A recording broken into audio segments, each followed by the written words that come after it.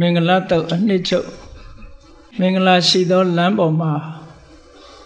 ရှောက်လမ်းပါဘုန်းကြီးတို့တွေကုသကံရဲ့အကျိုးပေးထောက်ပံ့မှုကြောင့်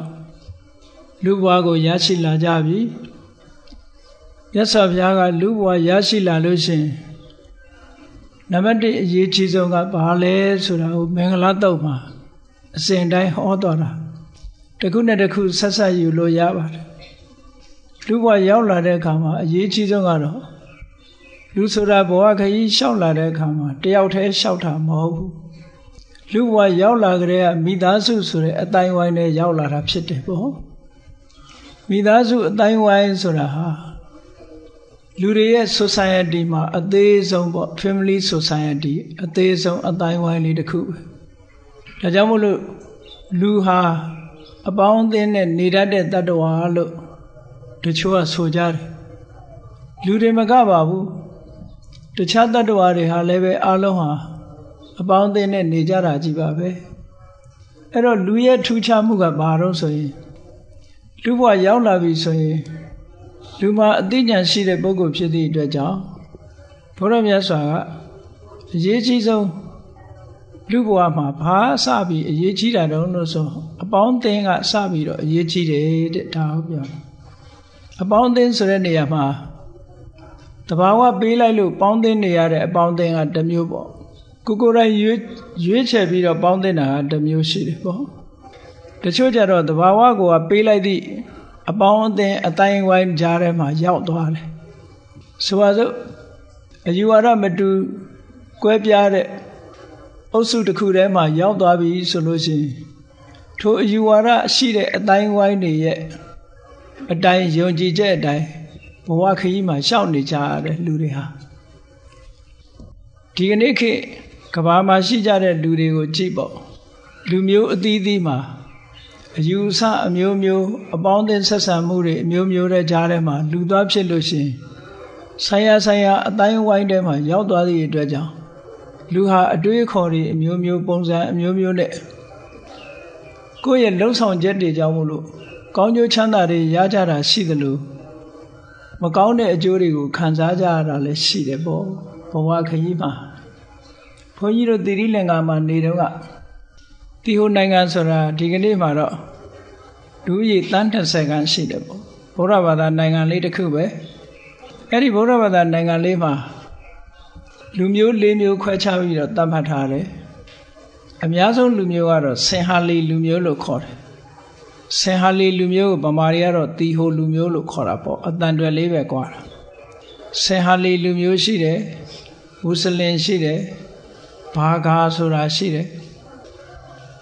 နော်မွတ်စလင်ရဲ့ဆင်ဟာလီရဲ့ဘာဂါရဲ့တမီရဲ့လို့လူမျိုး၄မျိုးရှိတယ် official အနေနဲ့အတိအမှတ်ပြုထားတာ၄မျိုးရှိတယ်အဲ့ဒီထဲမှာဒီစရင်ထဲမှာမဝင်တဲ့လူမျိုးတစ်မျိုးရှိသေးတယ်အဲ့ဒါကဘာတော့ဆိုရင်ဝဲဒလို့ခေါ်တဲ့ Aborigine ကျွန်းနေလူမူလကျွန်းနေလူရိုင်းနေအဲ့လိုလူမျိုးလည်းရှိသေးတယ်သူကလူဦးရေအမတန်နဲတယ်တောတွေတောင်တွေထဲမှာပဲနေတယ်အဝတ်မဝတ်ဘူးတောထဲမှာပဲဒီငယ်စဉ်တောင်ကြီးကလေးဘဝကလေးကဘာသင်တော့ဆိုရင်မြားပြစ်တာသင်တယ်လှန်ထိုးတာသင်တယ်အကောင်လေးဖမ်းပြီးတော့တပ်ဖြတ်နည်းတွေသင်တယ်ဒါပဲရှိတယ်သူတို့မှာနော်ဆိုပါစို့လူဘဝရောက်လာပြီဆိုလို့ရှိရင်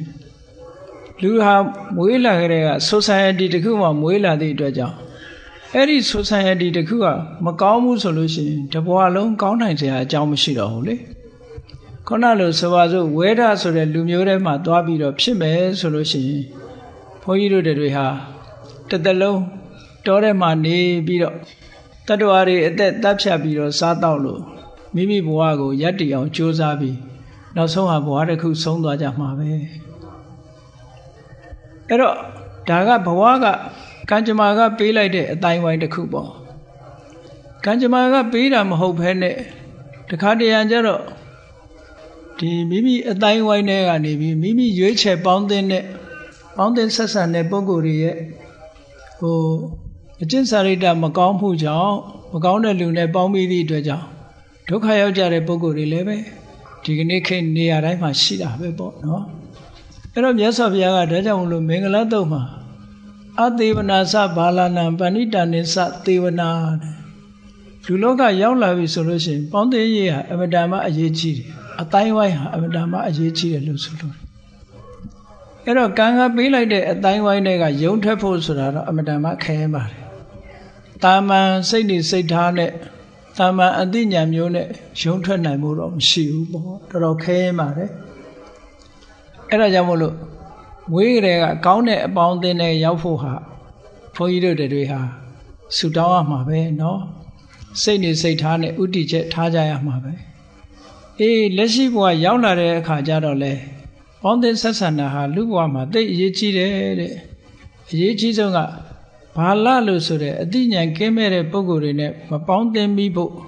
အတူမနေမိဖို့မဆက်ဆံမိဖို့ပဏိတလို့ဆိုတဲ့အသိဉာဏ်ရှိတဲ့ပုဂ္ဂိုလ်တွေနဲ့ဆက်ဆံဖို့အဲ့ဒါလို့ဆက်ဆံမှုကိုအကြောင်းပြုပြီးတော့ဘာလနဲ့ဆက်ဆံမိတဲ့ပုဂ္ဂိုလ်တွေဟာဒီဘဝခရီးမှာလည်းပဲဒုက္ခအမျိုးစုံကြုံတွေ့ကြရတယ်ပညာရှိသူတော်ကောင်းတွေနဲ့ဆက်ဆံမိရတဲ့ပုဂ္ဂိုလ်ကြတော့ဘဝမှာလည်းအေးချမ်းတယ်နောက်ဘဝမှာလည်းပဲချမ်းသာဒုက္ခရတယ်ဆိုတဲ့အကျိုးတွေဟာအမတန်မှထင်ရှားတယ်ဒါဖြင့်ဘာလပဏိတလို့ဆိုတာဘယ်လိုပုဂ္ဂိုလ်မျိုးတွေကိုခေါ်တာတော့ဆိုတော့မြတ်စွာဘုရားကဒါရွေးချယ်ဖို့ရာအတွက်ပေးတာပါရွေးချယ်ဖို့ရာကြတော့မကောင်းတာတွေးမကောင်းတာပြောမကောင်းတာလုပ်တဲ့ပုဂ္ဂိုလ်ကိုဘာလလို့သတ်မှတ်တယ်ကောင်းတာတွေးကောင်းတာပြောကောင်းတာလုပ်တဲ့ပုဂ္ဂိုလ်ကိုပဏိတလို့သတ်မှတ်တယ်ပေါ့အဲ့တော့ကောင်းမကောင်းဆိုတာကြတော့ဘာနဲ့ဆုံးဖြတ်တယ်လဲကိုကြိုက်ရင်ကောင်းတဲ့အကောင်းဟာအကောင်းလားလို့ဆိုအဲ့လိုမဟုတ်ကိုကြိုက်တာမကြိုက်တာနဲ့မဆုံးဖြတ်ရဘူးအဲ့တော့ကောင်းတဲ့အတွေးဆိုတာတစ်ဖက်သားကိုအဖြစ်မဖြစ်တဲ့အတွေးမျိုးတစ်ဖက်သားကိုညှဉ်းပန်းနှိပ်စက်လို့တဲ့အတွေးမျိုးကိုယ့်ကိုထိခိုက်နစ်နာစေလို့တဲ့အတွေးမျိုးလောကကြီးကိုအကျိုးမပြုတဲ့အတွေးမျိုးလောကကြီးကိုပျက်စီးစေတဲ့အတွေးမျိုးအပြောမျိုးအလောက်ကိုင်မျိုးတွေဟာမကောင်းဘူးလို့သတ်မှတ်ရမယ်အများအတွက်အကျိုးဖြစ်တဲ့အတွေးအများအတွက်အကျိုးဖြစ်တဲ့အပြောအများအတွက်အကျိုးဖြစ်မဲ့အလုပ်ဒါတွေကကောင်းတယ်လို့သတ်မှတ်ရအဲ့ဒါလို့လူလောကရောက်လာပြီဆိုလို့ရှိရင်နံပါတ်1ဘုန်းကြီးတို့ဟာရွေးချယ်လို့ရတဲ့ဘဝမှာပေါင်းသင်းဆက်ဆံရေးနဲ့ပတ်သက်ပြီးတော့ရွေးချယ်ဖို့လိုအပ်တယ်လို့မြတ်စွာဘုရားပထမဆုံးမင်္ဂလာခရီးကိုစတင်လျှောက်လှမ်းဖို့ရာအတွက်ဒါကိုဥစွာဟောတာနော်အဲ့တော့အပေါင်းအသင်းဆက်ဆံမှုဟာအရေးကြီးတယ်ကဲပေါင်းသင်းဆက်ဆံပြီးတဲ့အခါမှာလူတွေရဲ့ society ထဲနေတဲ့အခါမှာဘာလုပ်ဖို့လိုအပ်တယ်လဲလို့ဆိုရင်ပူဇာစပူဇေနေရနာလေးပေးယူသည်လေးစားတတ်တဲ့ပုဂ္ဂိုလ်တွေကိုယူသည်လေးစားရမယ်လို့ဒီလိုဆိုလို့တယ်ပူဇော်တယ်ဆိုတဲ့စကားလုံးကပါဠိကလာတာဆိုတော့လူတွေကနားလည်နေကြတာပန်းနဲ့ပူဇော်တာတို့ဘာတို့ဒါမျိုးတွေလှူဝတ္ထုနဲ့ပူဇော်တာတို့ဒါဟုတ်တာပူဇော်တယ်လို့နားလိုက်ပူဇော်တယ်ဆိုတာညနိုးတယ်အယုသေးပေးတယ်လေးစားတယ်ဒါမျိုးတွေဟာလည်းပူဇော်တယ်လို့ပဲခေါ်တာပဲစိတ်ထဲကအလေးနဲ့ထားတယ်အဲ့ဒါလို့လောကမှာပူဇော်လိုက်တဲ့ပုဂ္ဂိုလ်ကိုပူဇော်ခြင်းဖြင့်ကိုယ်မှာအသိဉာဏ်တွေတိုးပွားစေနိုင်တယ်ဒါကြောင့်မို့ကိုယ့်ရဲ့ဝတ္တရားနံပါတ်1ရွေးချယ်ရမှာကအပေါင်းအသင်းရွေးချယ်ပြီးတဲ့အခါမှာကိုယ်အတိုင်းဝိုင်းထဲမှာပူဇော်တိုက်တဲ့လေးစားတိုက်တဲ့ပုဂ္ဂိုလ်တွေကိုလေးစားမိဖို့ဆိုတာဒါတတ္တိယအနေနဲ့မြတ်စွာဘုရားကဟောတာဒါဖြင့်လူလောကမှာရောက်ပြီးကြီးပွားတိုးတက်အောင်လုပ်ဖို့မကောင်းတဲ့ပုဂ္ဂိုလ်တွေကိုရှောင်ကောင်းတဲ့ပုဂ္ဂိုလ်တွေနဲ့ပေါင်းသင်းပြီးပူဇော်တိုက်တဲ့ပုဂ္ဂိုလ်တွေကိုပူဇော်ယုံဒီလိုလုပ်တွေလုပ်ဖို့ဆိုတာဟာဘယ်နေရာလိုအပ်တယ်လဲလို့ဆိုတော့မြတ်စွာဘုရားကဒီလိုအလုပ်တွေလုပ်ပြီးဖို့အကောင်းဆုံးရွေးချယ်တတ်ဖို့အတွက်ဘာကအရေးကြီးလာပြန်လို့ဆိုပฏิရူပဒေသဝါဒတဲ့တင့်လျောက်ပတ်တဲ့အရမှနေဖို့ဗမာစကားမှလည်းမရှိတယ်နော်တရွာမပြောင်းတကောင်းမဖြစ်ဆိုတဲ့စကားရှိတယ်သူကအတွေ့အကြုံအမြင်အယူဆပညာဘ ਹੁ တုတဆိုတာတဏှာနဲ့တဏှာမတူတတ်ဘူးပေါ့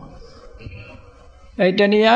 ပြောင်းလိုက်တဲ့အခါမှာကိုယ်မှာအတွေ့အကြုံအသစ်တွေရတယ်အသိဉာဏ်ဘ ਹੁ တုတတွေအသစ်ရလာတယ်တစ်ခုနဲ့တစ်ခုရှင်စရာတွေရလာသည့်အတွက်ကြောင့်ဘယ်ဟာပိုကောင်းတယ်ဘယ်ဟာကညံ့တယ်ဆိုတာကိုနှိုင်းရှင်တတ်လာတယ်ပေါ့တဏှာထဲမှာဆိုလို့ရှိရင်နှိုင်းရှင်မှုမရှိဘူးပေါ့ဒါကြောင့်မို့အကြောင်းအကျိုးအဆိုးအကောင်းကိုသိဖို့ရာအတွက်ဘာလို့တော့ဆို ပฏิရူပဒေသဝါဒနေရာရွေးချယ်ပြီးတော့နေဖို့လိုအပ်တယ်နေရာရွေးချယ်ရမယ်ဆိုတာဘာအတွက်ရွေးချယ်ရတာတော့ဆိုရင်ကိုယ့်ရဲ့ရည်ရွယ်ချက်အတိုင်းပဲပညာရေးတိုးတက်ဖို့အတွက်ရွေးချယ်ပါလားစီးပွားရေးအတွက်ရွေးချယ်ပါလားကျန်းမာရေးအတွက်ရွေးချယ်ပါလားဆိုင်ရာသူတော်ကောင်းတရားတွေကျင့်ကြံကြိုးကုပ်အားထုတ်ပြီးတော့နိဗ္ဗာန်ချမ်းသာကိုရဖို့ရနေရာအတွက်ရွေးချယ်ပါလားလို့ဆိုတာသူနေရာနဲ့သူရွေးချယ်ဖို့လိုအပ်တယ်ပေါ့ကျမ်းမာရေးအတွက်ဆိုလို့ရှိရင်ဆေးရုံတို့ဆေးကုမဲ့ဆရာတို့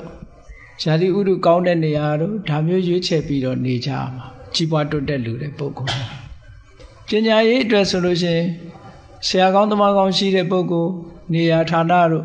ကျောင်းရှိတဲ့နေရာဌာနတို့ပညာသင်လို့ရတဲ့နေရာမျိုးတို့ရွေးချယ်ပြီးတော့နေကြတယ်ဒါကြောင့်မို့လို့အဲ့ဒါလိုရွေးချယ်ပြီးတော့နေနိုင်တဲ့ပုဂ္ဂိုလ်တွေကလောကမှာကြီးပွားတိုးတက်သွားတာတွေအများကြီးပဲရှိတယ်ပေါ့မရွေးချယ်ပဲနဲ့ဒီတိုင်းပဲကြာရအတိုင်းနေလိုက်တဲ့ပုဂ္ဂိုလ်တွေကြာကြီးပွားတိုးတက်မှုအားနည်းသွားတယ်ဒါကြောင့်မို့မြတ်စွာဘုရားကနေရာဒေသကိုရွေးချယ်ရမယ်တဲ့ကိုယ်နဲ့တင့်တယ်လျောက်ပတ်တဲ့နေရာရွေးချယ်ရမယ်အဲ့တော့ပညာရေးအတွက်ရွေးချယ်တယ်စီးပွားရေးအတွက်ရွေးချယ်တယ်ဆိုလို့ရှိရင်လည်းစီးပွားလုံးလို့ကောင်းတဲ့နေရာမျိုးရွေးချယ်ပြီးတော့ရွှေ့ပြောင်းပြီးတော့နေထိုင်ကြရမယ်သူတော်ကောင်းတရားကျင့်ကြံကြိုးကိုအားထုတ်ဖို့ဆိုလို့ရှိရင်တရားဓမ္မဟောပြောနိုင်တဲ့ပုဂ္ဂိုလ်တို့တရားထုတ်ခွင့်ရတဲ့နေရာမျိုးတို့တရားလိုက်စားလို့ရတဲ့နေရာမျိုးဒီလိုဟာမျိုးရွေးချယ်နေရအဲ့ဒါကိုဆိုလိုတယ်မြတ်စွာဘုရားကပฏิရူပဒေသဝါဒအဲ့ဒါလိုရွေးချယ်ပြီးမဲ့လို့လောကမှာလူတွေဟာအရေးကြီးဆုံးတစ်ခုကဘာလို့ဆိုရင်ကုသိုလ်ကောင်းမှုလုပ်ခဲ့တဲ့ပုဂ္ဂိုလ်ဖြစ်ဖို့ဟာဒါအမြဲတမ်းအရေးကြီးတယ်ဒီလိုရွေးချယ်ဖို့ဆိုတာကုသိုလ်ကောင်းမှုလုပ်ခဲ့တဲ့ပုဂ္ဂိုလ်မဟုတ်ဘူးဆိုလို့ရှိရင်လည်းအခွင့်မသာပြန်ဘူးဒါကြောင့်မို့ပုဗ္ဗေစကတပုံညတာလို့မြတ်စွာဘုရားဆက်ဟောတာကုသိုလ်ကောင်းမှုလုပ်ခဲ့တဲ့ပုဂ္ဂိုလ်ကြတော့သူများတဲ့လည်းအသိဉာဏ်ရှိတယ်ပေါ့အခြေအနေကောင်းတွေနဲ့လည်းကြုံရတတ်တယ်ပေါ့ဒါကြောင့်မို့လို့ပုဗ္ဗေစကတပုံညတာကုသိုလ်ကောင်းမှုရှိခဲ့တဲ့ပုဂ္ဂိုလ်ဖြစ်ဖို့လဲလိုအပ်တယ်အဲ့ဒါလို့ရှိခဲ့တဲ့ပုဂ္ဂိုလ်ဖြစ်မှလည်းပဲလောကကြီးမှာကြီးပွားတိုးတက်မှုဟာအပြည့်အဝရနိုင်တယ်ပေါ့ပုဗ္ဗေစကတပုံညတာရှိလာပြီးတဲ့နောက်မှာအရေးကြီးဆုံးနောက်ထပ်ကိုယ်တဏ္ဍမှာရှိရတဲ့မင်္ဂလာတရားတစ်ခုကဘာလို့ဆိုရင်အတ္တသမ္မာပဏိတိတဲ့ကိုကောင်းအောင်ထားနိုင်မှုကိုယ်စိတ်လေးကိုပြုပြင်ပေးမှုဒါအမတန်မှအရေးကြီးတယ်မြတ်စွာဘုရားက14ပါးဆိုပြီးတော့ဟောတာရှိတယ်လောကမှာကြီးပွားတိုးတက်ဖို့ရအတွက်14မျိုးရှိတယ်တဲ့14မျိုးဆိုတာဘာလဲဆိုရင်ဆက်ဆိုတာဒီနေရာမှာတစ်ခုနဲ့တစ်ခုဆက်ပြီးတော့လဲပတ်သွားတဲ့အရာကိုဆက်လို့ခေါ်တာပါနံပါတ်1ကပฏิရူပဒေသဝါဒတင့်တယ်လျောက်ပတ်ကောင်းမြတ်တဲ့အရာမှာနေခြင်းနံပါတ်2ကတပ္ပုရိတုပနေတ္တလူတော်လူကောင်းနဲ့ပေါင်းမိခြင်းနံပါတ်3ကအတ္တတမ္မာပဏိတိကိုပြုပြင်ပြီးတော့ကြိုးစားအထုတ်ခြင်းနံပါတ်4ကပုဗ္ဗေစကတပုံညတာကုသိုလ်ကောင်းမှုလုပ်ခဲ့တဲ့ပုဂ္ဂိုလ်ဟာတဲ့ကုသိုလ်ကောင်းမှုရှိခဲ့ပြီဆိုလို့ရှိရင်တင့်လျောက်ပတ်တဲ့နေရာကိုရောက်တယ်တင့်လျောက်ပတ်တဲ့နေရာကိုရောက်တဲ့ပုဂ္ဂိုလ်ဟာသူတော်ကောင်းနဲ့တွေ့တယ်သူတော်ကောင်းနဲ့တွေ့တဲ့ပုဂ္ဂိုလ်ဟာကိုပြုပြင်ထိမ့်သိမ့်ပြီးတော့နေတတ်ထိုင်တတ်လာတယ်လို့အဲ့ဒီလိုပြုပြင်ထိမ့်သိမ့်ပြီးနေတတ်လာတယ်ဆိုလို့ရှိရင်ပဲကုသိုလ်ကောင်းမှုတွေတခါဆက်ပြီးတော့လုပ်ပြန်တယ်လုပ်သည့်အတွက်ကြောင့်ပฏิရူပဒေသကိုရောက်ပြန်တယ်ပฏิရူပဒေသရောက်ရင်သူတော်ကောင်းတွေနဲ့တွေ့ပြန်တယ်အတ္တတမ္မာပဏိတိဆိုတဲ့ကိုကောင်းအောင်ထားတတ်သွားတယ်မင်္ဂလာတရားတော်ဟာတစ်ခုနဲ့တစ်ခုဆက်ပြီးတော့မြတ်စွာဘုရားကဟောသွားတာပါဒါဘဝခရီးလျှောက်ပြီးဆိုကြတဲ့ကောတို့တွေနေတဲ့ထိုင်တဲ့နေရာဟာတို့နဲ့ပฏิရူပဖြစ်ခဲ့လားဆင်ခြင်စဉ်းစားရမယ်ပေါ့ပฏิရူပဖြစ်ပြီးဆိုလို့ရှိရင်ပฏิရူပဖြစ်ရုံနဲ့လုံလောက်ပလားဆိုမလုံလောက်ဘူးလုံလောက်ဖို့အတွက်ဘာလုပ်ဖို့လိုလဲဆိုရင်ကိုယ်ပေါ်မှာမူတည်တာကအတ္တတမ္မာပဏိတိတဲ့ကိုကောင်းအောင်ထားကိုကောင်းအောင်ထားတယ်ဆိုတဲ့အဓိပ္ပာယ်ကဘာလဲလို့ဆိုရင်ကိုယ်မှာ၅ပါးသီလမပြည့်စုံသေးဘူးဆိုရင်ပြည့်စုံအောင်လေ့ကျင့်မယ်တရားစွမ်းအားတွေနည်းနေသေးတယ်ဆိုရင်တရားစွမ်းအားတွေပြည့်အောင်လုပ်မယ်ကိုချင်းတရားတွေအားပြော့နေအားကောင်းလာအောင်လုပ်မယ်ဘာသာတရားနဲ့ပတ်သက်ပြီးဘ ਹੁ တုတ္တတွေနည်းနေမယ်ဆိုလို့ရှိရင်ဘ ਹੁ တုတ္တစီးပူးရမယ်ကိုယ့်ရဲ့ဒ ဒီအများအကျိုးဆောင်ရွက်မှုတွေအားပြော့နေသေးတယ်ဆိုလို့ရှိရင်လေကြိုးစားအထောက်ကြရမယ်မကောင်းတဲ့စိတ်ထားတွေကိုတွန်းလှန်ဖယ်ရှားဖို့ကောင်းတဲ့တရားတွေကိုကြိုးစားအထောက်ဖို့ဆိုတဲ့ဝိရိယတရားတွေရောပါနေသေးတယ်ဆိုလို့ရှိရင်လေတိုးအောင်လုပ်တယ်အသိပညာတွေနှဲပါနေသေးတယ်ဆိုရင်လည်းရအောင်လုပ်တယ်အဲ့ဒါဟာအတ္တသမပဏိတိပဲကိုကောင်းအောင်ထားတယ်ဆိုတာကိုအဆင့်မြင့်လာအောင်ကြိုးစားအထောက်ထားပါပဲကောင်းပြီအဲ့ဒီလိုမင်္ဂလာလမ်းမပေါ်မှာရှောက်လန်းလို့ကိုကောင်းအောင်ထားတတ်ပြီးထားတတ်အောင်ဘာတွေလုပ်ဖို့လိုသလဲဒီတိုင်းသူ့ဟာသူထားတတ်လာမှာမဟုတ်ဘူးဒါကြောင့်မို့မြတ်စွာဘုရားကနောက်ဆက်ပြီးဟောတာကဘာဟုတ်သစ္စင်စာဘောဓုတစီးပူပါဘောဓုတဆိုတာအခုလိုတရားတွေမှာတရားတွေများများနာတယ်တရားစာအုပ်တွေဖတ်တယ်တရားတွေဆွေးနွေးတယ်မိတ်ဆွေသင်္ကားတွေနဲ့ကောင်းလို့ရာတွေပြောကြတယ်ဒါတွေကဘောဓုတစီးပူတယ်လို့ခေါ်တယ်ပေါ့ဆိုင်ရာဘောဓုတပဲဘောဓုတမျိုးစုံစီးပူအထောက်ကြရတယ်လောကမှာဘောဓုတတွေရှိပြီးတော့ဒီစာဝတ်နေရေးပြည့်စုံဖို့အတွက်လည်းပဲမြတ်စွာဘုရားကသိပ္ပတဲ့လက်မှုပညာတို့နှုတ်မှုပညာတို့ဘဝယတ္တိရေးအတွက်ဒါတွေလည်းသင်ကြားရမယ်တဲ့လူလောကလူရလို့ရောက်လာရင်ဘာဟုတ်သင်္စသိပ္ပင်စာဝိနယောစသူသိခိတော်လူတွေရဲ့စည်းကမ်းဝိနည်းကိုလည်းလိုက်နာတတ်ရမယ်ဆိုပါစို့နိုင်ငံတော်အစိုးရတွေကထုတ်ပြန်ထားတဲ့ဥပဒေတွေရှိတယ်လောကလူကျင့်ဝတ်တွေရှိတယ်အဲ့ဒါတွေကိုလည်းသင်ကြားထားရမယ်တဲ့ဥပဒေတွေကိုနားလည်ရမယ်လေးစားရမယ်လိုက်စားရမယ်လူကျင့်ဝတ်တွေကိုလေးစားရမယ်အဲ့ဒါတွေကိုဥပဒေဆိုတာကမသိလို့ကျွလွန်ပြီးတာပါလို့ပြောလို့မရဘူးသူကသိအောင်လုပ်ရမယ်အဲ့ဒါကိုပြောတာဝိနယောစသူသိခိတော်လောကမှာကြီးပွားတိုးတက်ဖို့အတွက်မြတ်စွာဘုရားဒီမင်္ဂလာတုတ်ကိုအခြေခံအားဖြင့်ဟောထားတာအဲ့ဒီလိုအချက်လက်တွေပြည့်စုံမှသာလျှင်အတ္တသမပဏိတိကိုကောင်းအောင်လုပ်နိုင်မှာဖြစ်ပါတယ်တဲ့ဝိနယောစသူသိခိတော်သူဘာတိတာစယာဝါစာလောကမှာလူတွေဆက်ဆံရေးမှာအရေးအကြီးဆုံးကဒီအပြောဆိုပဲလောကမှာလူတွေတယောက်နဲ့တယောက်ချစ်ခင်နဲ့စီယုံမှုဖြစ်တာလည်းပဲပြောဆိုတတ်လို့ပဲကွဲပြားသွားကြတာလည်းပဲအပြောဆိုမတတ်လို့ပဲဒီပြောဆိုခြင်းတစ်ခုဟာအမတန်မှထိရောက်တယ်ဒါကြောင့်မို့သူဘာတိတာစယာဝါစာစကားကောင်းကောင်းပြောတတ်နိုင်ရမယ်ဒါဖြင့်စကားကောင်းပြောတယ်ဆိုတာဘယ်လိုဟာမျိုးပြောတာလဲလို့ဆိုလို့ရှိရင်မြတ်စွာဘုရားကဟောထားတာလေးတွေရှိတယ်စကားပြောတော့မယ်ဆိုလို့ရှိရင်စကားဆိုတာပါဇက်ဆိုတာစကားပြောဖို့နဲ့စားဖို့ထားတယ်လို့ဆိုတာဟုတ်တယ်ပါဇက်ရဲ့အသုံးချတာကစကားပြောဖို့နဲ့စားဖို့ပဲသို့တော့ပြောစရာဆိုစရာတွေဟာစိကံကလနာမရှိရှောက်ပြောလို့ရမလားလို့ဆိုမရဘူးတဲ့မြတ်စွာဘုရားကသူဘာတိတကောင်းတဲ့စကားမျိုးဖြစ်အောင်ဘာလုပ်ရမလဲဆိုတော့စိကံကျက်ထားတာကကိုဒိဋ္ဌံထားကာလေနဝက္ခမိနောအကာလေနငါစကားပြောရင်ပြောတဲ့အချိန်မှာပြောမယ်မပြောတဲ့အချိန်မပြောပါဘူးဟုတ်လားဘာဖြစ်လို့တော့ဆိုရင်စကားကောင်းမယ်ဖြစ်စေမပြောတဲ့အချိန်သွားပြောမိလို့ရှိရင်စကားကောင်းမဖြစ်တတ်ဘူးတဲ့ဒါကြောင့်မို့စကားပြောရင်ပြောတဲ့အချိန်ပဲပြောမယ်မပြောတဲ့အချိန်မပြောဘူးပြောတဲ့အချိန်မပြောတဲ့အချိန်ဆိုတာတော့အသိဉာဏ်နဲ့ရွေးချယ်ရမယ်ပေါ့အေးပြောတဲ့အချိန်ရောက်လို့ပြောပြီဘယ်လိုပြောမလဲဆိုလို့ရှိရင်တဏ္ဍေနဝက္ခမိနောဖရုသေနရင်ကြီးပြောမယ်ရိုင်းဆိုင်မပြောစကားဟာပြောတဲ့စကားပြောပြီမဲ့လို့ရှင်ကြီးမပြောဘဲနဲ့ရိုင်းဆိုင်ပြောလို့ရှိရင်လေထိုစကားကောင်းမဖြစ်ပြန်ဒါကြောင့်မို့ရင်ကြီးပြောမယ်ရိုင်းဆိုင်မပြောဘူးအေးရင်ကြီးတဲ့စကားအတိုင်းမှားရွင်းနေဆိုရင်အသုံးဝင်ဘူးဒါကြောင့်မို့မြတ်စွာဘုရားကဘူတေနဝက္ခမိနောအဘူတေနမှန်တာပဲပြောမယ်မမှန်တာမပြောဘူးတဲ့အေးမှန်တိုင်းကောင်းသလားလို့ဆိုတော့မှန်တိုင်းမကောင်းဘူးအကျိုးရှိမှကောင်းတယ်ဒါကြောင့်မို့အထတန်ဟိတေနဝက္ခမိနောအနထတန်ဟိတေနတဲ့ကိုပြောတဲ့စကားတစ်ခုဟာအထိပ္ပယ်ရှိနဲ့အကျိုးစီးပွားကိုဖြစ်ပေါ်စေနိုင်တဲ့စကားမျိုးပြောရမယ်တဲ့ကောင်းကျိုးချမ်းသာကိုရစေတဲ့စကားမျိုးဖြစ်စေရမယ်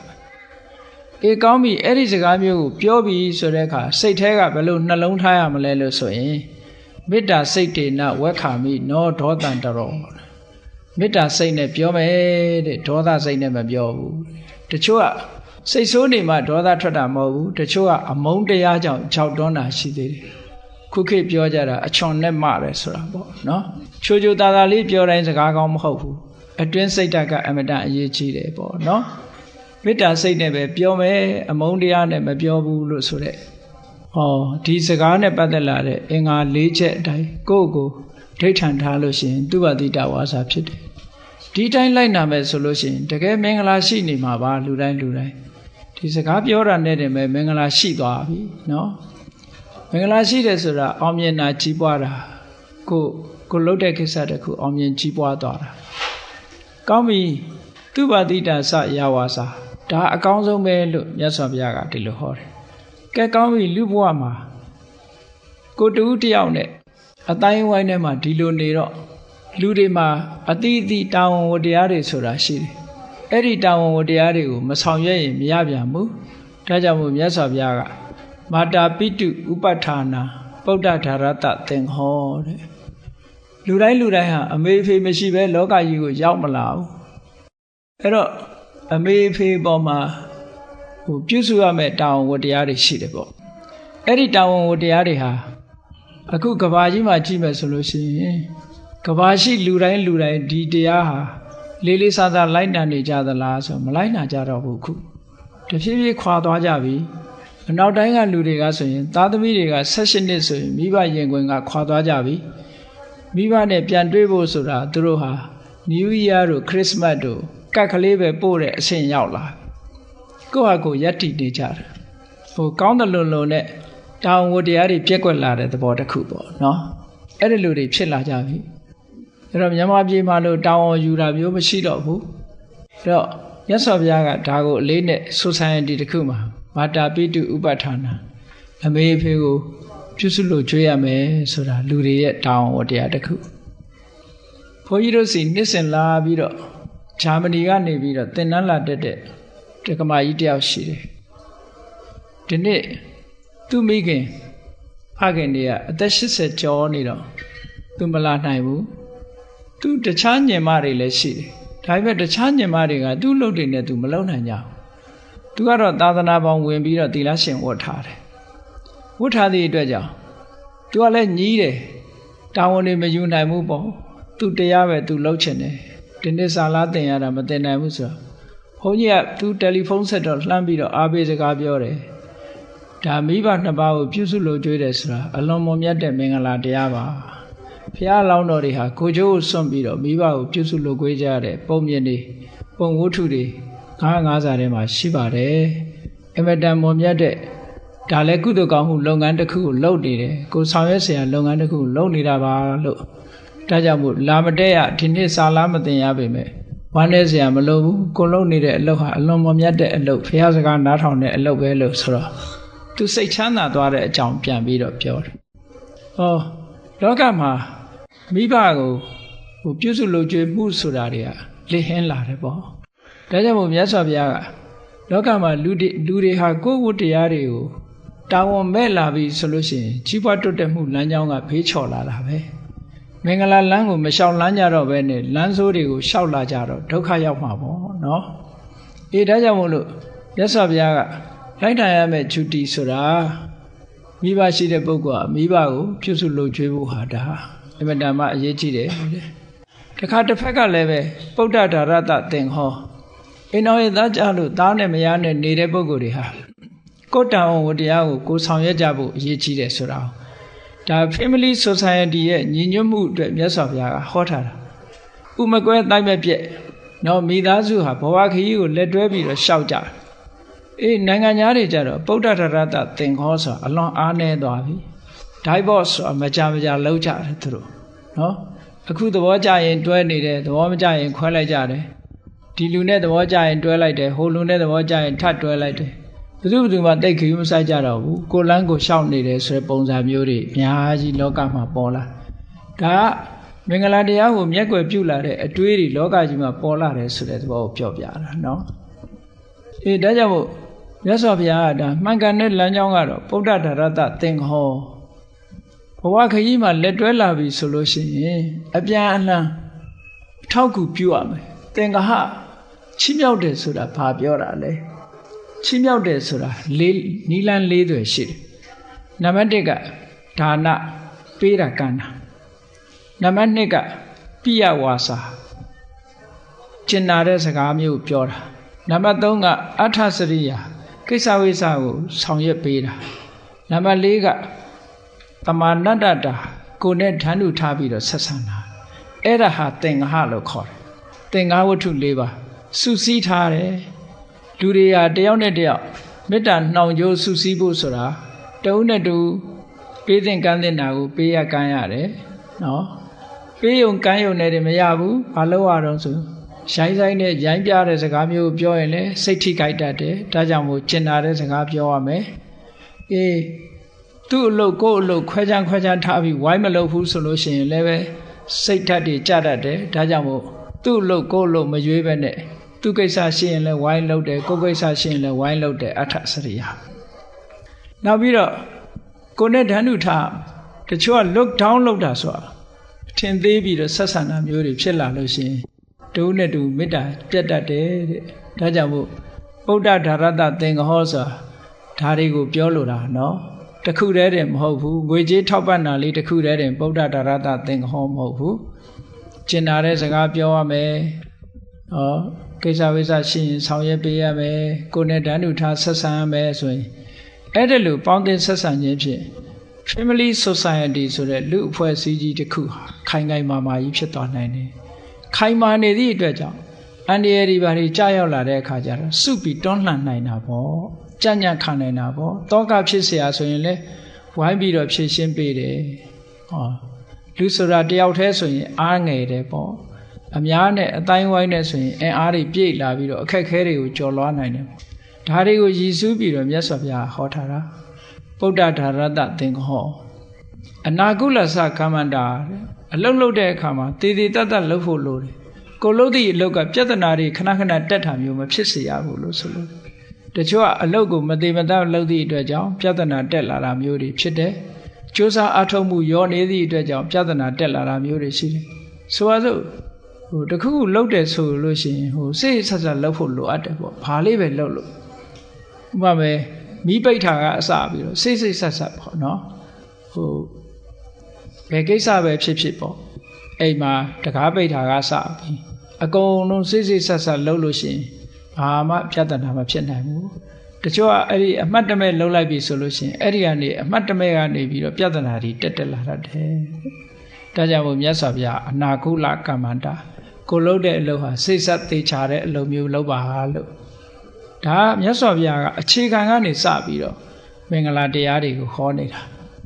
ကဲကောင်းပြီအဲ့ဒါလို့လုပ်တဲ့အခါမှာဘာတွေလိုအပ်တယ်လဲလူလောကမှာလိုအပ်တာလေးတွေဆက်ပြီးတော့ပြောပါလို့ဒါနိစဓမ္မစရိယာနိစညာတကာနိစသင်္ဃဟောတယ်လှုပ်တဲ့လှုပ်ထိုက်တာလေးတွေကဒါနဆိုတာပေးတာကမ်းတာစွန့်တာကျဲတာပေးတာကမ်းတာဒါနလို့ဆိုလို့ရှိရင်အလှကြီးတန်းကြီးလုံးမှဘုန်းကြီးเจ้าတွေလှူမှဒါနတွေလို့မဟုတ်ဘူးကိုယ်အိမ်နီးနားချင်းဟင်းလေးတစ်ခွက်ပေးတာကစားစရာလေးတွေပို့ပေးတာကစားလက်ဆောင်လေးတွေပေးတာကစားဒါနပါပဲအကုန်လုံးမှာပဲတရားစာအုပ်လေးတွေဝေမယ်တခုခုလုပ်ပေးမယ်နော်ဒါနပေးတာကမ်းတာလေးတွေဒါနိစဓမ္မစရိယဆိုတာကိုချင်းတရားနဲ့ပတ်သက်လာလို့ရှိရင်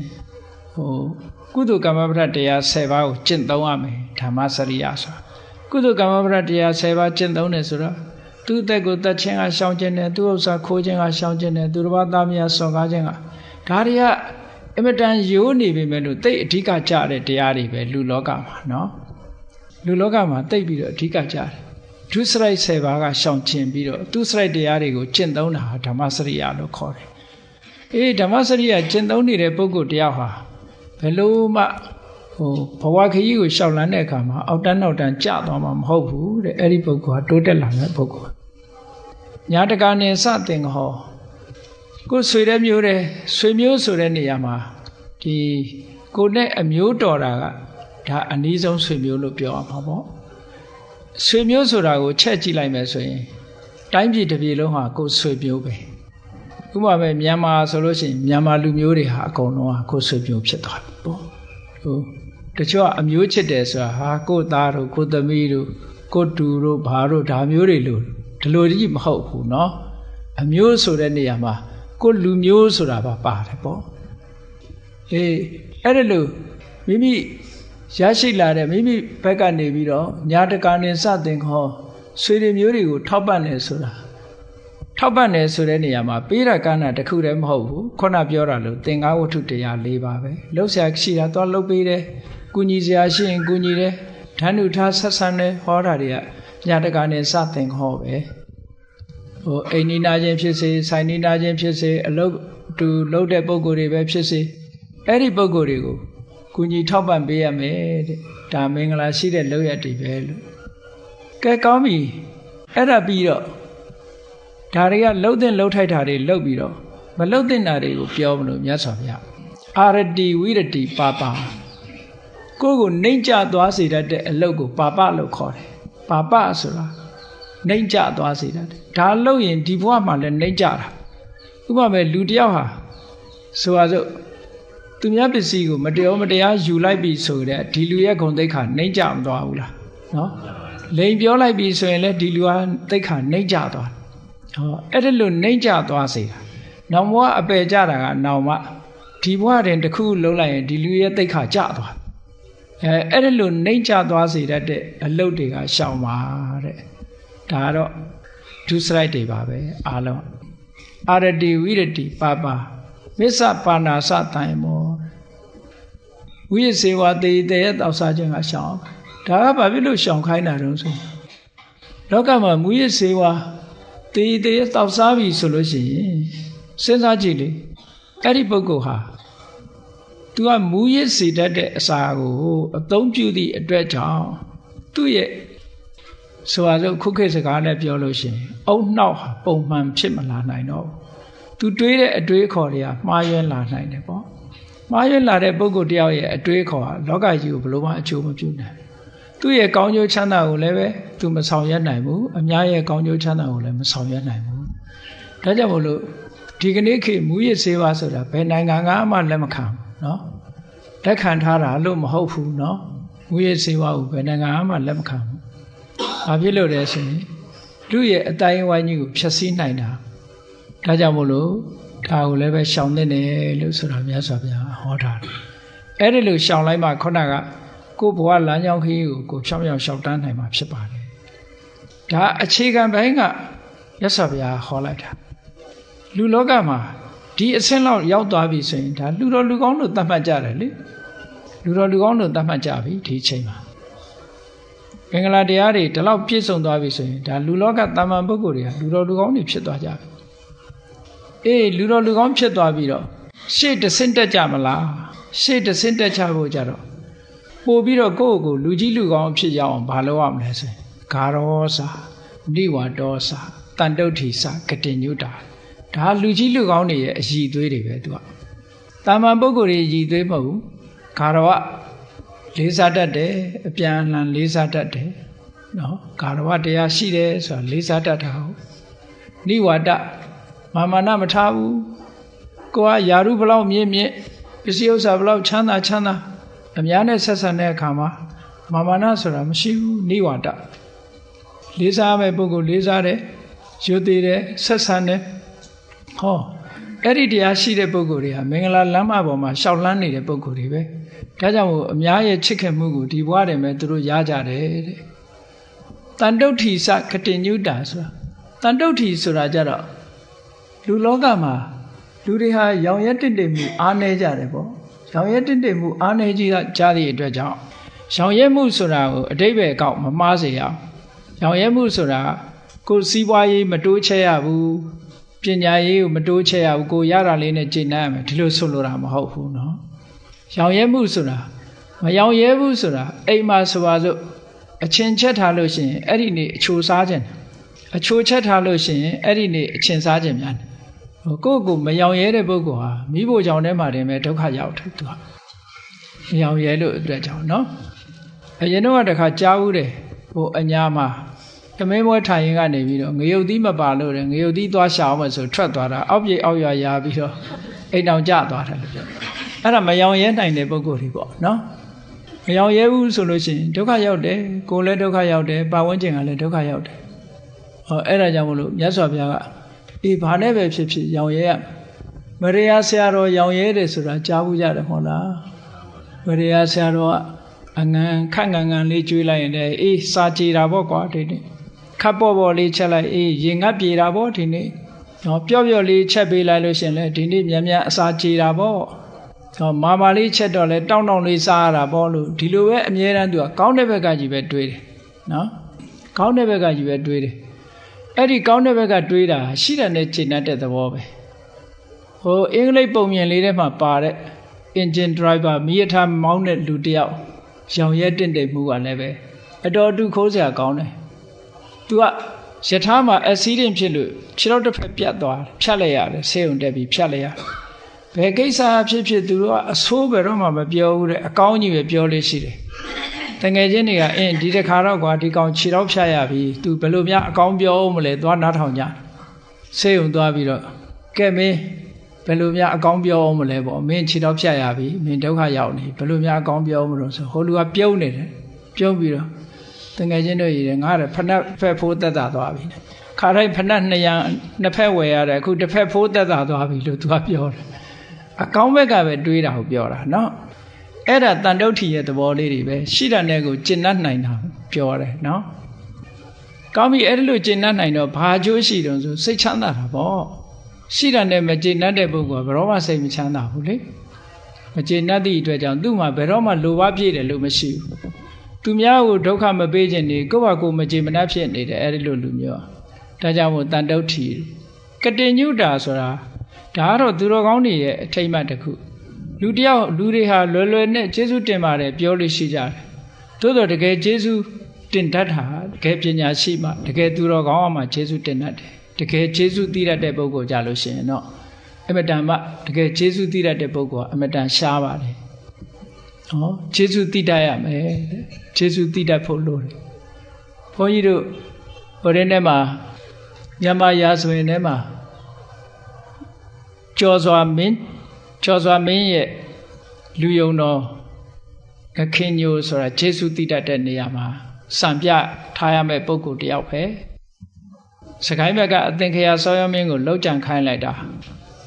3 ရက်တိတောထဲမှာပုံပြီးတော့အစာမစားရဘူးတနေ့တော့အသင်္ခရာစောရမင်းကနတ်တင်ထားတဲ့ထမင်းမွဲလေးတွေ့တော့အဲ့ဒီထမင်းကိုစား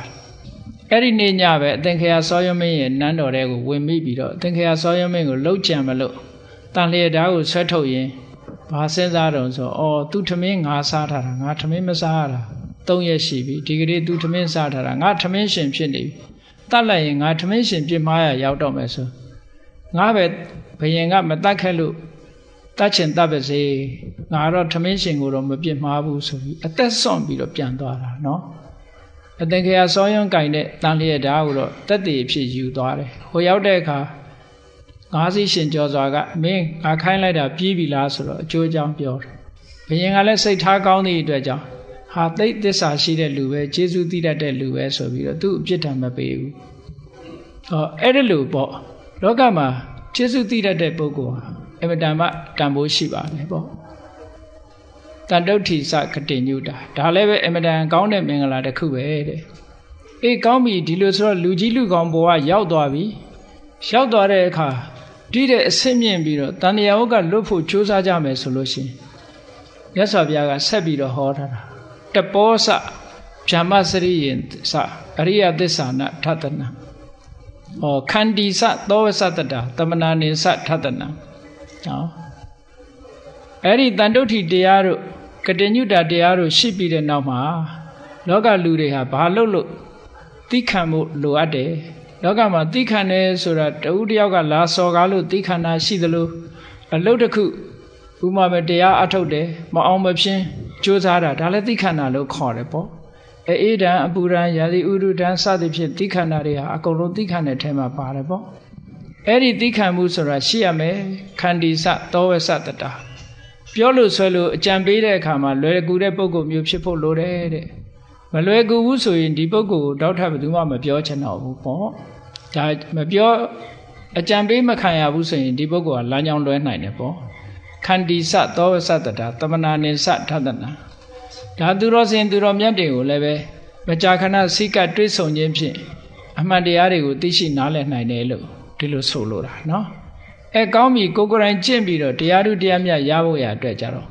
တပောစဗျမ္မစရိယင်စအရိယသစ္စာနာထတနာတော့တပဆိုတာအမတမလူဘွားကနေခွာရှောင်ပြီးတော့သာသနာပေါင်းဝင်တဲ့အကျင့်မျိုးပေါ့ကိုကျင့်သီလတွေနဲ့ပြည့်စုံအောင်လုပ်မယ်ဗျမ္မစရိယမြတ်သောအကျင့်ကိုကျင့်တယ်ဆိုတာမဲခင်၈ပါးအကျင့်တရားကိုကျင့်တယ်အဲ့ဒါလို့ကျင့်လိုက်လို့ရှိရင်ဘာရမလို့ဆိုရင်အရိယသစ္စာနာထတနာသစ္စာ၄ပါးကိုသိမြင်နိုင်တယ်တဲ့အဲ့တော့အထက်ကရာမှာတော့အမျိုးစုံဖွင့်ထားပြီမဲ့ဒီနေရာမှာအရိယသစ္စာနာထတနာသစ္စာ၄ပါးကိုသိတယ်ဆိုတာဒါသောတာပန်ဖြစ်သွားပြီလို့ဒီလိုဆိုလို့ရမယ်ပေါ့ကဲသောတာပန်ဖြစ်သွားပြီဆိုဒီအဆင့်ရောက်သွားပြီဆိုလို့ရှိရင်အပေတကားပိတ်သွားတော့မင်္ဂလာတရားဟာဒီနေရာရောက်လာပြီဆိုလို့ရှိရင်နောက်ဘဝခရီးအတွက်အမတန်မှစိတ်အေးသွားရတဲ့နေရာမျိုးရောက်သွားပြီပေါ့နောက်တစ်ခါဒီတဲ့အဆင့်မြင့်သွားလို့ရှိရင်နိဗ္ဗာန်သစ္စိကရိယာဆိုသောတာပန်ဖြစ်ပြီးတဲ့နောက်သဂရဂံအနာဂံယဟန္တာဆိုတဲ့အဆင့်ကိုရောက်သွားပြီဆိုလို့ရှိရင်တော့နိဗ္ဗာန်ကိုမျက်မှောက်ပြုပြီးသားဖြစ်သွားပြီတဲ့ဘဝမှာဒုက္ခတွေတွေ့เสียအကြောင်းမရှိတော့ဘူးလို့ဒီလိုဟောလို့ရင်ဖြစ်တယ်ဒီထဲမှာနိဗ္ဗာန်ပြီးတဲ့နောက်မှာဘာလိုအပ်နေသေးတုံးဆိုဘာမှမလိုအပ်တော့ဘူးနိဗ္ဗာန်ရောက်သွားလို့ယဟန္တာဖြစ်သွားပြီဆိုတဲ့ပုဂ္ဂိုလ်တယောက်တူရဲ့အခြေအနေကိုမြတ်စွာဘုရားကမင်္ဂလာတုံမှာဏီကုံချုပ်တဲ့အနေနဲ့ဆက်ပြီးတော့ဟောတာကဖုဒ္ဓတလောကဓမ္မေဟိစိတ်တံယတနာခံပတိအတောကံဝိရဇံခေမံဧတံမင်္ဂလမௌတ္တမနိဗ္ဗာန်ကိုမျက်မှောက်ပြုသွားတဲ့အရိယသူတော်စင်ယဟန္တာပုဂ္ဂိုလ်ဖြစ်ရောက်သွားပြီဆိုရင်ဘယ်လိုလောကရန်တွေနဲ့တွေ့သူ့ရဲ့စိတ်ဟာတုံလုံးမှုမရှိတော့ဘူးအတောကဘယ်ကိစ္စနဲ့မှပတ်သက်ပြီးတော့စိုးရိမ်စိတ်ဆိုတာမလာတော့ဘူးဝိရဇသူ့စိတ်ထဲမှာအငြိကြေးဆိုတာလောဘဒေါသမောဟစတဲ့အငြိကြေးဆိုတာဘယ်တော့မှမလာဘူးခေမအန္တရာယ်ခတ်သိမ်းဟန်နဲ့ခင်းငိမ့်သွားပြီအဲ့ဒီကြလို့ရှိရင်တော့အမြတ်ဆုံးမင်္ဂလာတစ်ခုဟာလမ်းဆုံးသွားတာဖြစ်ပါတယ်လို့မင်္ဂလာတုတ်ဟာဘဝခရီးကိုရှောက်လန်းတဲ့ပုဂ္ဂိုလ်တိုင်းဟာတဆင့်ပြီးတဆင့်တက်ပြီးတော့ကျင့်သွားပုံကိုမြတ်စွာဘုရားဟောတာဖြစ်ပါတယ်နော်အခြေခံကအပေါင်းအသင်းဆက်ဆံမှုကနေစလိုက်တဲ့မင်္ဂလာတရားတော်ဟာဘယ်မှာအဆုံးသတ်သွားတော့ဆိုရင်နိဗ္ဗာန်သစ္စိကရိယာမှာအဆုံးသတ်သွားတယ်အဲဒီနိဗ္ဗာန်သစ္စိကရိယာနိဗ္ဗာန်ကိုမျက်မှောက်ပြုလိုက်ထားတဲ့တပြိုင်နက်ယဟန္တာဖြစ်သွားရင်ကြန့်ခိုင်တဲ့စိတ်ဓာတ်ကိုရတယ်ဆိုရင်တောကတွေကင်းသွားတယ်အန္တရာယ်တွေကင်းသွားတယ်ဘေးခတ်သိမ်းတွေအကုန်ကင်းငြိမ်းသွားတယ်ဆိုတဲ့အကျိုးတရားတွေကိုရပါတယ်တဲ့ဒါကြောင့်မို့အဲ့ဒီအကျိုးတရားတွေအကုန်ရပြီဆိုရင်ဣတ္တာတိတာတိကတ္တဝါနသဗ္ဗထမပရာစိတာသဗ္ဗထသုထိန်ဂစ္ဆန္တိတန်တေတံမင်္ဂလမௌတ္တမံလို့မြတ်စွာဘုရားကဏီကုံချုပ်တာဒီမင်္ဂလာတရားတွေအတိုင်းသို့မဟုတ်မင်္ဂလာလမ်းမပေါ်မှာရှောက်လှမ်းသွားတဲ့ပုဂ္ဂိုလ်တွေဟာလမ်းဆုံးရောက်ထာတဲ့တပြိုင်နက်နော်ဒီမှတ်တိုင်ဒီစခန်းကိုအားလုံးဟာရောက်ရှိကြမှာဖြစ်ပါတယ်ရောက်သွားလို့ရှိရင်သဗ္ဗထမပရာစိတာဘယ်တော့မှကိုယ်ကရှုံးသွားတယ်ဆိုတာမရှိဘူးသဗ္ဗထသုထိန်ကိစ္ဆန္တိအရာခသိမ့်မှာကိုယ်ကပြည့်ပြည့်စုံအောင်နိုင်ခြင်းကိုရရှိနိုင်တယ်လို့ဘုရားမြတ်စွာကမင်္ဂလာတုံမှာဒီလိုဟောထားတာဖြစ်ပါတယ်ဒါကြောင့်မို့တရားချစ်ခင်သူတော်စင်ပြိဿအပေါင်းတို့သည်မိမိတို့ဘဝခရီးမှာမင်္ဂလာလမ်းအတိုင်းမင်္ဂလာလမ်းမပေါ်မှာတို့တွေရှောက်လန်းနိုင်အောင်ကြိုးစားအားထုတ်ကြမယ်လို့ကိုစီကိုငါသဘောကျပြီးတော့မင်္ဂလာလမ်းမအတိုင်းရှောက်လန်းနိုင်ကြပါစေကုန်သတည်း